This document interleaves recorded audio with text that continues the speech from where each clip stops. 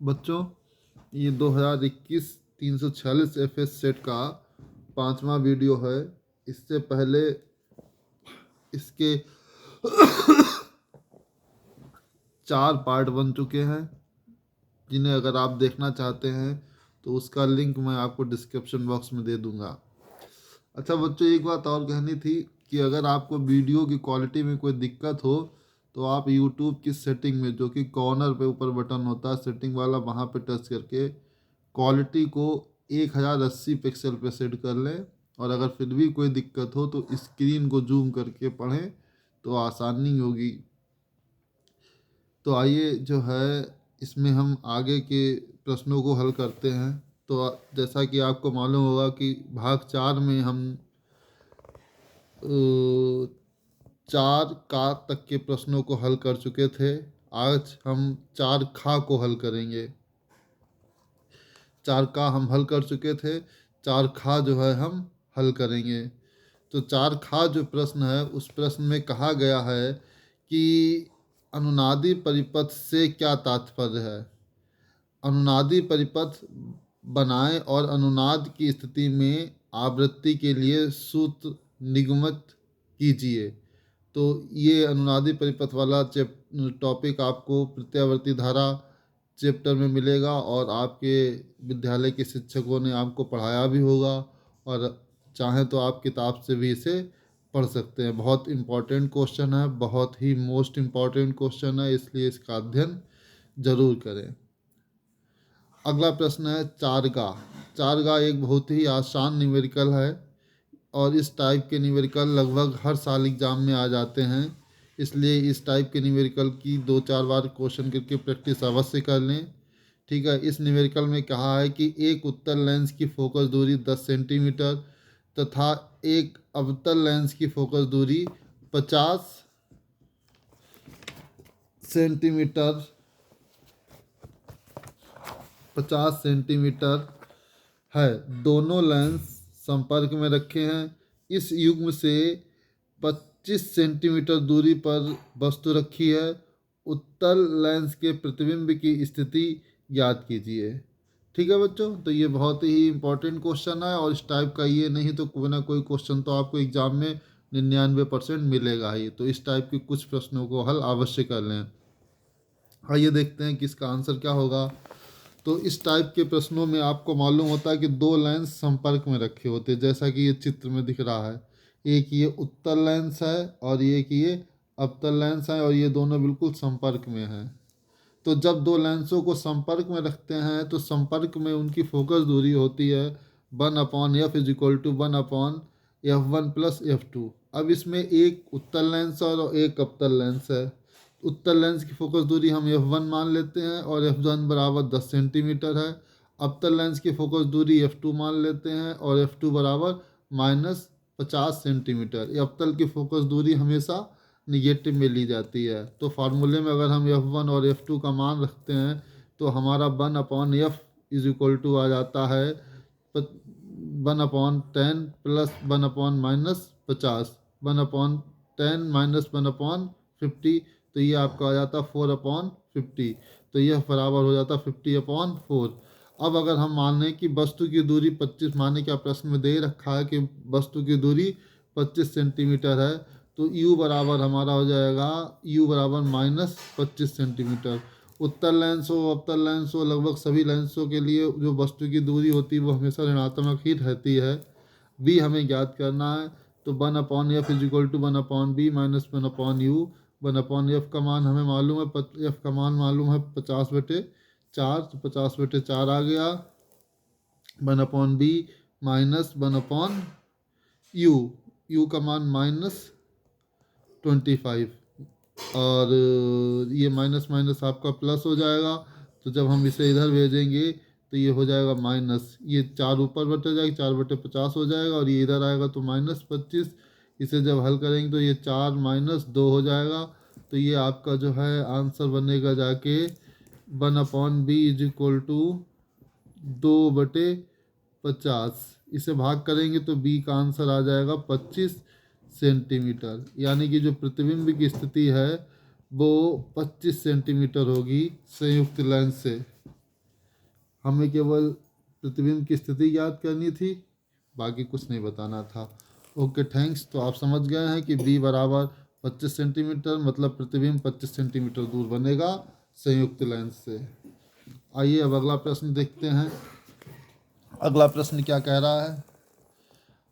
तो अगला प्रश्न है कि एल लंबाई के तार से एक वृत्ताकार कुंडली बनाई गई है। इस कुंडली को बी चुंबकीय क्षेत्र के एक चुंबकीय क्षेत्र में लटकाया गया है। यदि कुंडली में आई धारा प्रवाहित की जाए तो सिद्ध कीजिए कि इस पर अधिकतम बल आघूर्ण तब लगेगा जब कुंडली में केवल एक ही फेरा हो। वाह बहुत बढ़िया क्वेश्चन है ये। इस टाइप के क्वेश्चन बहुत रेयर एग्जाम में आते हैं, लेकिन टॉपर ये इसी प्रकार के क्वेश्चन बनाते हैं। जो बच्चे इन क्वेश्चंस के आंसर दे देते हैं वही मोस्टली टॉपर बनते हैं और अच्छे से अच्छे नंबर लेके आते हैं। तो इस टाइप के प्रश्नों को कैसे हल करते हैं? तो इसके लिए आपको मालूम होना चाहिए कि जब कोई कुंडली चुंबकीय क्षेत्र में रखी होती है, ये प्रश्न हमारा है 4 घा। तो 4 घा, तो आपको मालूम है कि जब कोई कुंडली चुंबकीय क्षेत्र में रखी होती है तो उस पर लगने वाला बल आघूर्ण, लिख लेते हैं इसको, क्या लिखते हैं? एक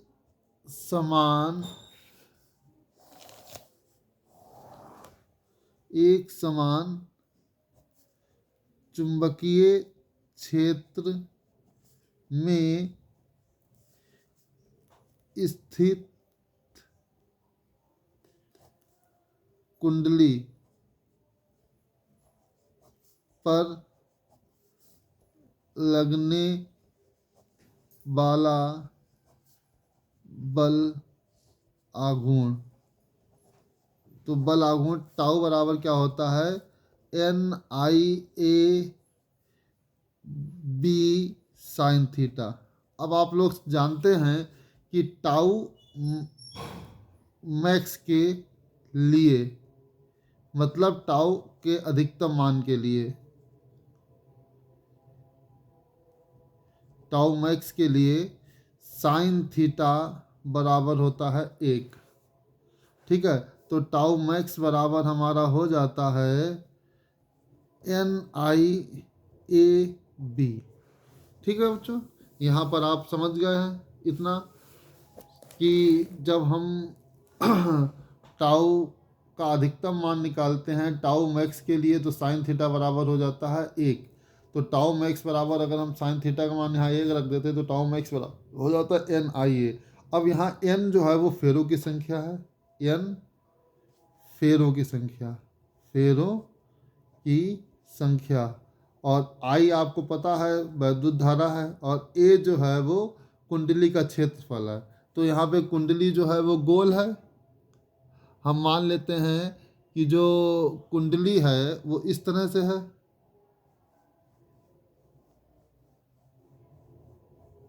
इस तरह से कुंडली है। ठीक है, तो ये कुंडली में जो है n फेरे हैं। ये कुंडली हमारी इस तरह से है और इस कुंडली में n फेरे हैं। तो अगर हम एक फेरे का क्षेत्रफल लें, एक फेरे का क्षेत्रफल, तो एक फेरे का क्षेत्रफल है A। अब आपको ये फेरे जो है गोल दिख रहे हैं, तो ये क्षेत्रफल हमारा हो जाएगा πr²। यहाँ तक सभी को समझ में आ गया होगा बच्चों। तो एक फेरे का क्षेत्रफल A बराबर हो गया πr²। तो हमारा टाउ मैक्स जो है वो हो जाएगा, टाउ मैक्स बराबर NIA की जगह पे हम लिखेंगे πr² × B। ये हो गए समीकरण 2। ठीक है, अब इसमें जो है फेरों की संख्या n है। ठीक है बच्चों, अब इस तार की लंबाई बताई गई है प्रश्न में कि स्मॉल l है। तो ये जितने के जितने फेरे हैं वो सारे के सारे फेरे जो है उन सब की टोटल मिला के जो लंबाई जो है वो l बनेगी जाके। तो आप जानते हैं कि एक फेरे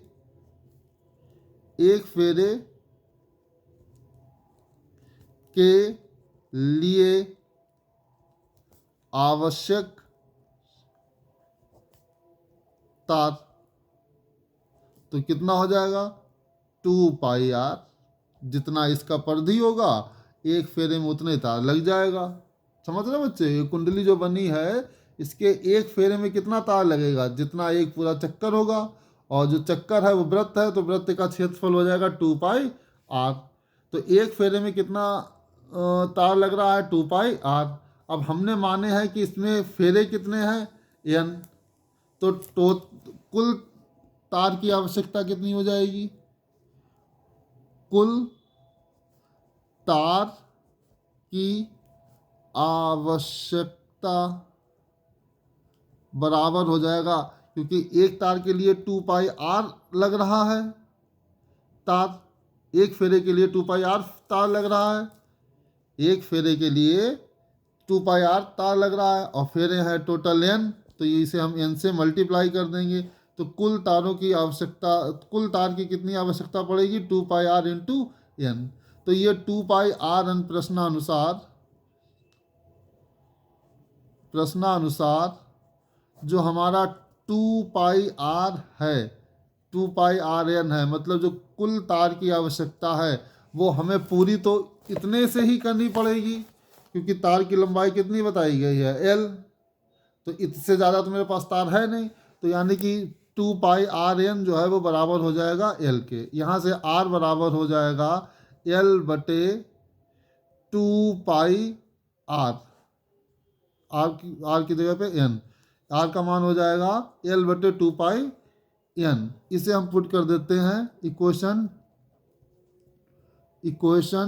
2 में।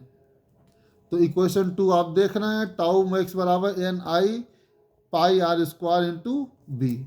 तो इसमें हम जब पुट करेंगे तो क्या होगा देखते हैं। तो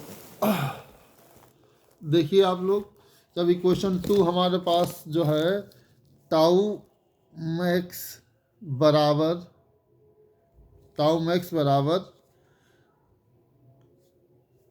N I pi R square की जगह हम वैल्यू रखेंगे L/2πn स्क्वायर इंटू बी।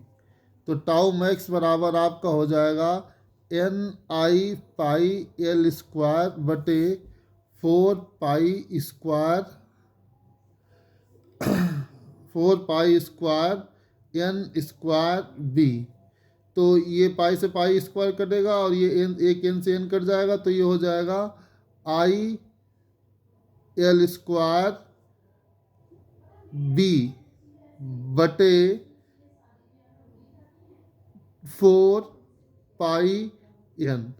अब इसको आप ऐसे भी लिख सकते हो आई एल स्क्वायर बी बटे 4π और 1/n। तो आप देख रहे हो कि अगर चुंबकीय क्षेत्र और तार की लंबाई और धारा का मान समान है तो टाउ मैक्स जो है वो प्रोपोर्शनल हो जाएगा 1/n। मतलब अगर फेरों की संख्या कम होगी तो बलाघूर्ण अधिक होगा, और सब मैक्सिमम बलाघूर्ण के लिए अतः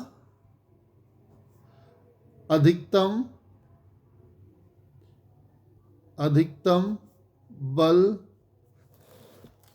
आघूर्ण के लिए n का मान न्यूनतम होना चाहिए। और n का न्यूनतम मान कितना होगा, एक से कम रखोगे तो कुंडली बनेगी नहीं, ठीक है। कुंडली कम से कम एक तो फेरा होना ही चाहिए। तो अतः सिद्ध होता है कि अधिकतम बल आघूर्ण के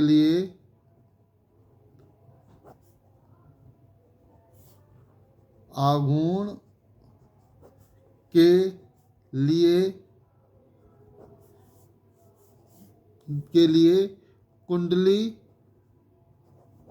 में एक फेरा होगा। ठीक है, तो कितना बढ़िया प्रश्न था, हो गया। तो आप लोग जो है इस टाइप के प्रश्न भी लगा लें, जिससे कि बोर्ड परीक्षा में आप अच्छे नंबर पा सकें। धन्यवाद। इसके अन्य बद्ध से हुए प्रश्न हम अगले वीडियो में करेंगे। और अगर आपको ये प्रश्न या ये वीडियो अच्छा लगा हो और आप बोर्ड परीक्षा की तैयारी कर रहे हैं और अच्छे से करना चाहते हो, तो आप इस चैनल को सब्सक्राइब कर लीजिए और वीडियो को लाइक भी कर लीजिए। इससे परीक्षा के समय तक आपको ऐसे ही बहुत महत्वपूर्ण प्रश्न हल सहित प्राप्त होंगे, जिससे कि आप अच्छे से नंबर लाकर बोर्ड परीक्षा को पास करेंगे।